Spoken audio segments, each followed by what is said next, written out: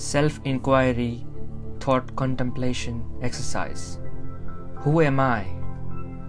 Here is the food for thought for you. On the day you were born, did you know who you are?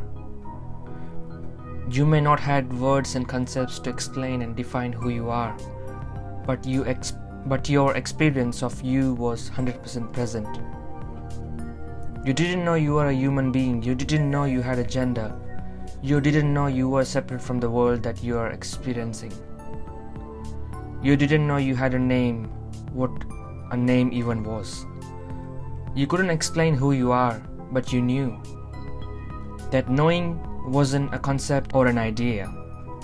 It was a feeling, and that you changed from one moment to the next. You cried, you laughed, you slept, you got angry. You were hungry, you were content, you were all of those things. You just were. As you developed, you begin to make more sense of the world. You realized you were separate from the world. You realized other people existed and you had a different relationships to different people.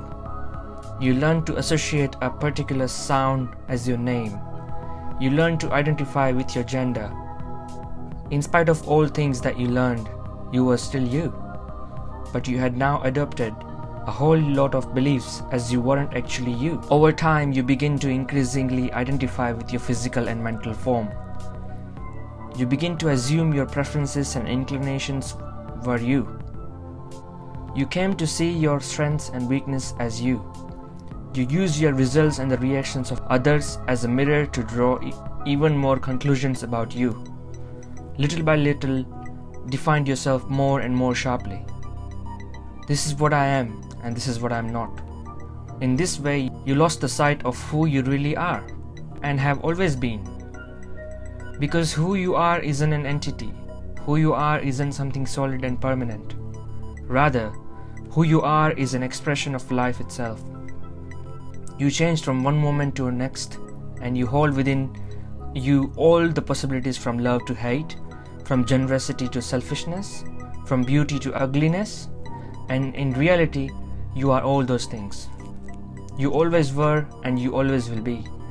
You just lost track of who you are, and when you convince yourself that you are something, but no one is something because we all are everything. Trying to find something tangible to call you is the reason you lost your way in the first place. So take a step back and let go of need to define and explain who or what you are. You will soon spontaneously return to the natural flow of who you really are, and who you always were, and who you always be gonna be. So just be, and just be.